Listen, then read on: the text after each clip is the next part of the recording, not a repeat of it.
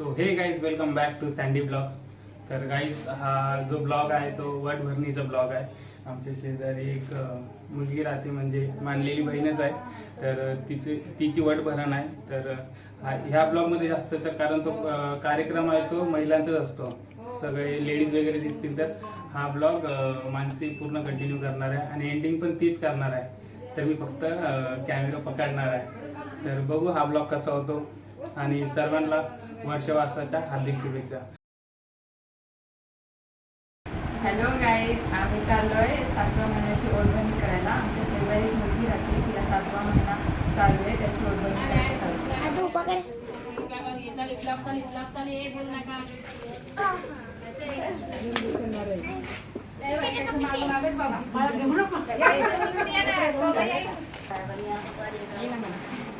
मला पण माहित नव्हतं, सांगितलं आणि रात्री विचारलं तर म्हणजे छाया घरी नाही म्हणजे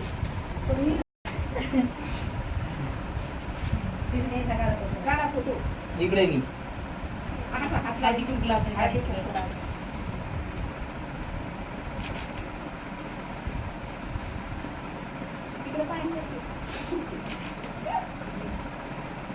आला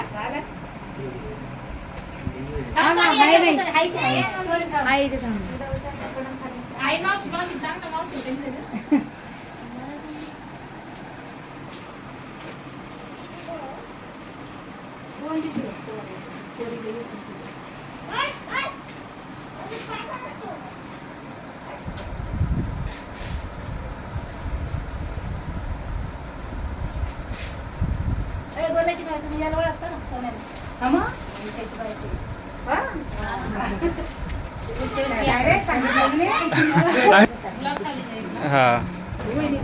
तुम्ही विद्या बाबा खुश करू त्याच्या मोबाईल मध्ये भारी फोटो येतो.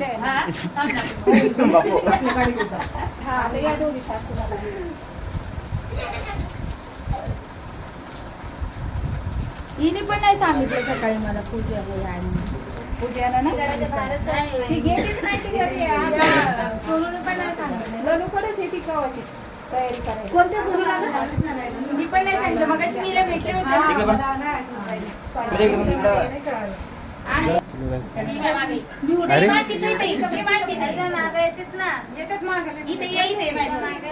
कॅमेरात नाही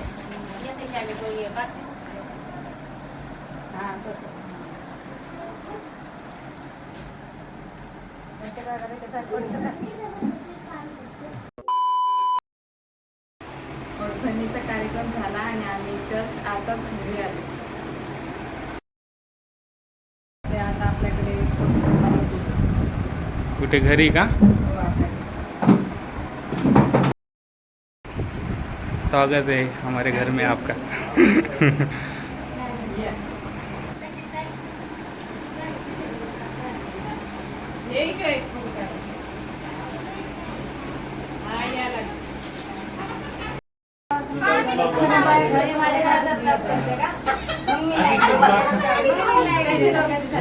शेवटी आई तू होणार होणार ग कुणीतरी येणार ग पाहुणा घरी येणार ग कोण असेल तो किंवा ती फरक सांग तुला पडतो किती.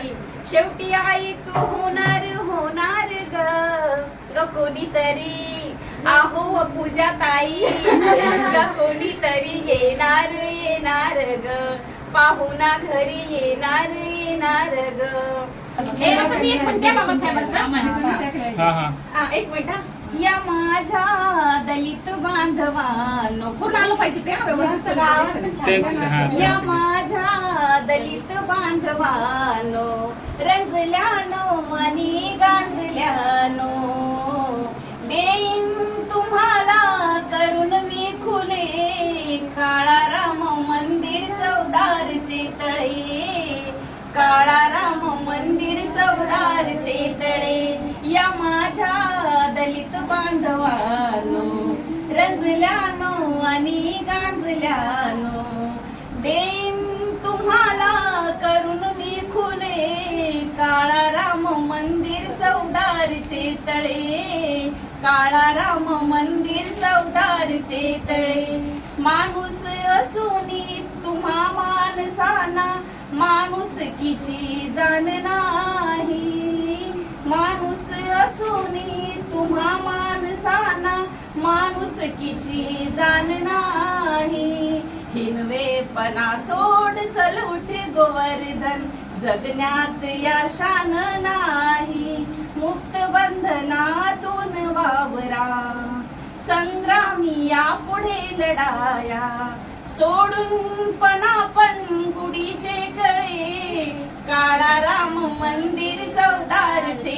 तळे काळा राम मंदिर चौदारचे तळे होती सारी भीमाचीच वाणी निनादत होती सारी भीमाचीच वाणी इतिहास होता चौदार तळ्याचा ताजा इतिहास होता चौदार तळ्याचा ताजा उघडलाच नाही काळ्या रामाचा दरवाजा उघडलाच नाही काळ्या रामाचा दरवाजा राम दाखवा रे तुमचा राम दाखवा रे वा म्हणला त्याची थोडी जवी चाखवा रे राम दाखवा रे तुमचा राम दाखवा रे वा म्हणला त्याची थोडी जवी चाखवा रे वा म्हणला त्याची थोडी चवी चाखवा रे आघाडीवर होता जरी 9 कोटीचा राजा आघाडीवर होता जरी 9 कोटीचा राजा उघडलाच नाही काळ्या रामाचा दरवाजा उघडलाच नाही काळ्या रामाचा दरवाजा बाय 12 seconds later. जय भीम नमबुद्धाय वर्षावासानिमित्त सर्वांना हार्दिक हार्दिक शुभेच्छा आज संध्याकाळच्या आम्ही महिला मंडळ जमा करून बाबासाहेबांचे 2 गीत गात आहेत तुम्हाला आवडतील नक्कीच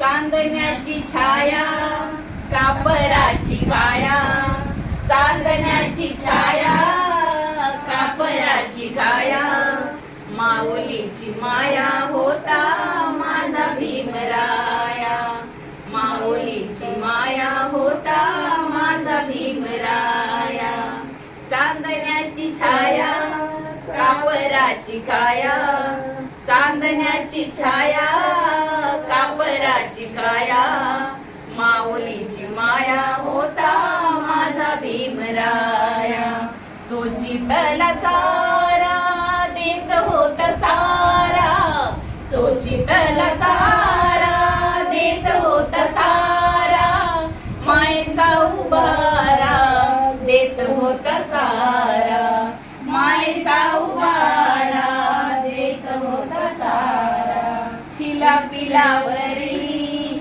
भीमाई परी चिला पिलावरी भीमाई परी पंख पांघराया होता माझा भीमराया माऊलीची माया होता माझा भीमराया आम्हाला ना मानसी चहा बनवती तिथपर्यंत आम्हाला ताईंनी बसून ठेवले तर परत एक तर तिला येईपर्यंत आपण परत एक गाणं म्हणू हा कोणता नांदन नांदन होत रमाच नांदन अग नांदन नांदन होत रमाच नांदन भीमाच्या संसारी कसटी पूर चांदन भीमाच्या संसारी कसटी पूर चांदन धनी असता मुलखातिरी पार पाडी कर्तव्य सारी धनी असता मुलखातिरी पार पाडी कर्तव्य सारी पाणी श्रमान शेंदन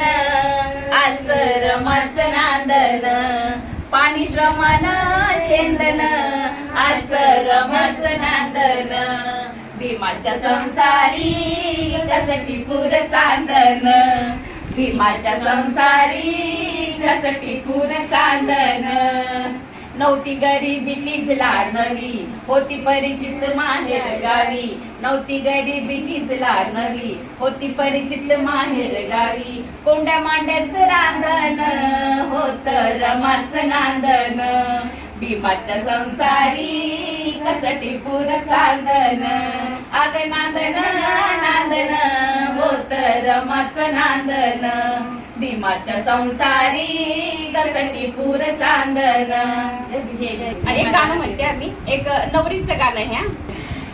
जाते मी नवरी सासरेला ओढ कशी लागे पुन्हा माहेराला जाते मी नवरी जाते बनून कोणाची मी राणी माझ्या आईच्या डोळ्यात पाणी जाते बनून कोणाची मी राणी माझ्या आईच्या डोळ्यात पाणी आले गही वरून हसून वरून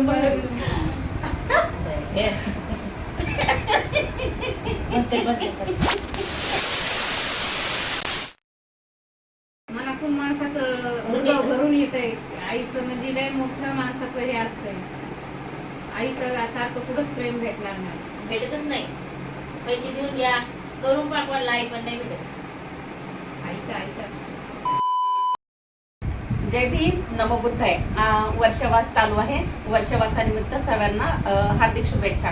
वर्षवासाचं निमित्त असं असते भंतीजी विहारात थांबतात आणि त्यांना पाण्या पावसामध्ये ना म्हणजे भिक्षाटन करायला जाता येत नाही म्हणून ते 3 महिने वर्षवासासाठी विहारातच असतात.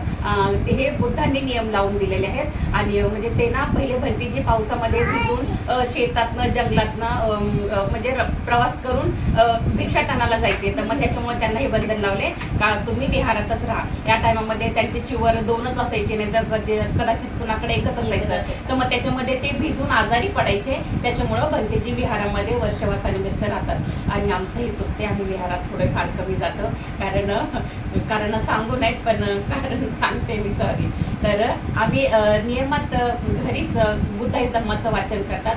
तुम्ही पण करा कारण बुद्धाई धम्माचं वाचन केल्याने आपल्याला पुण्य प्राप्त होतं आणि बुद्धाच्या जीवनावरती त्यांनी कसं जीवन जगले तिशीमध्ये त्यांनी तृष्णेपासून मुक्त झाले. आपण पण त्याच्यापासून अलिप्त राहावं आणि ह्या वर्षवासाच्या काळामध्ये होईल तितकं बुद्धाचं नामस्मरण करून पंचशिलेचं पालन करण्याचा प्रयत्न करावा. मी एक छोटंसं 2 लाईन सांगते.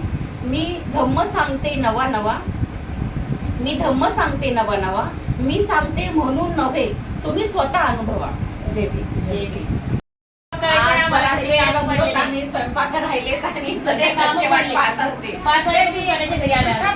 Bye. Bye. A few moments later. आता तुम्ही बघू शकता सगळे पाहुणे त्यांच्या घरी गेलेत कारण की त्यांचा स्वयंपाक राहिला होता. बऱ्याच वेळापासून ते इथे होते. उठभरणीचा आधी कार्यक्रम झाला त्याच्यानंतर आपल्या घरी आले गाणं बोलले खूप मस्ती केली चहा वगैरे झाला आणि आता हे सगळं झाल्यानंतर ते त्यांच्या घरी गेलेत कारण की त्यांचे घरचे कामं राहिलेत आणि आता हा लेडीज लोकांचा कार्यक्रम होता त्याच्यामुळे तुम्हाला हे दिसले नसतील आणि हा व्हिडिओ आता मीच एंड करते. तर तुम्ही व्हिडिओला लाईक करा शेअर करा आणि सबस्क्राईब करा.